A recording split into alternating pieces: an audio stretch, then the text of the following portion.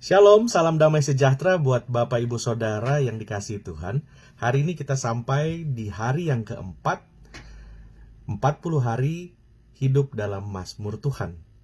Saudara yang dikasihi Tuhan, berbicara tentang kitab Mazmur.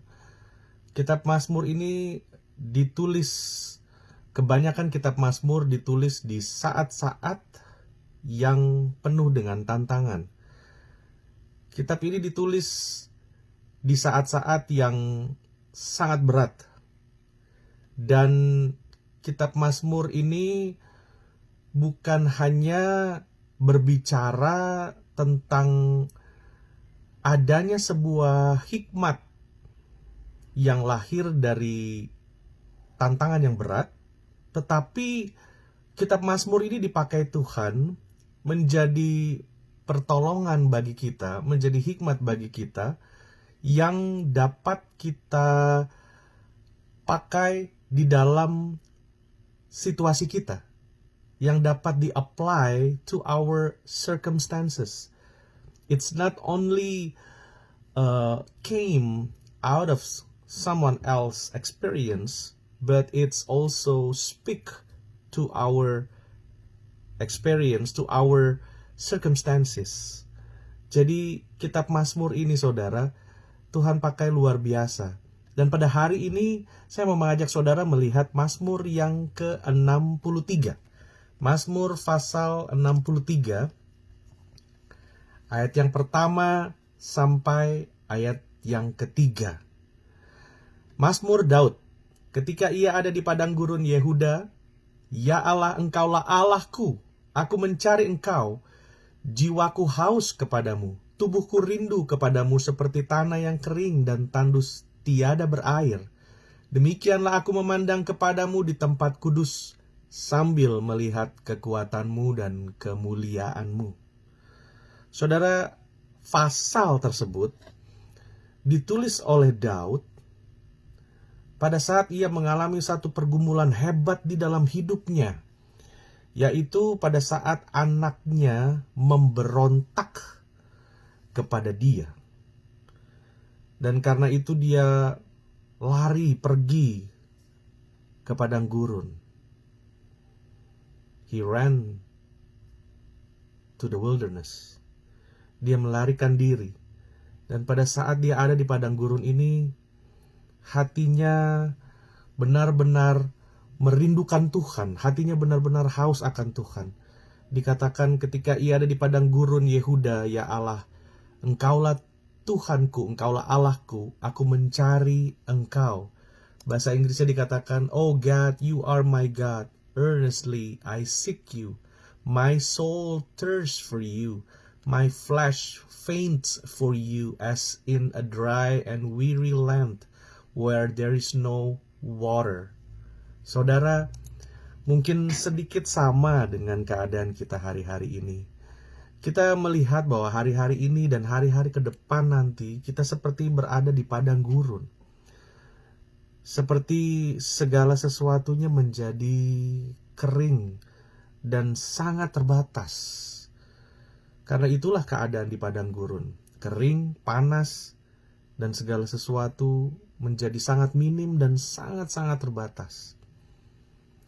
Dan untuk itulah saudara, di dalam masa-masa ini, di saat semua orang dikarantina di rumah, baiklah kita juga mengkarantina diri kita bersama dengan Tuhan. Saat Daud menuliskan ini adalah satu pergumulan yang luar biasa buat dia. Bagaimana orang tua mendapat pemberontakan yang besar dari anaknya sendiri. Dan dia melarikan diri menyendiri. Tidak ada orang, tidak ada siapa-siapa. Dan seolah-olah dia merasa ditinggalkan dan dia merasa sendiri.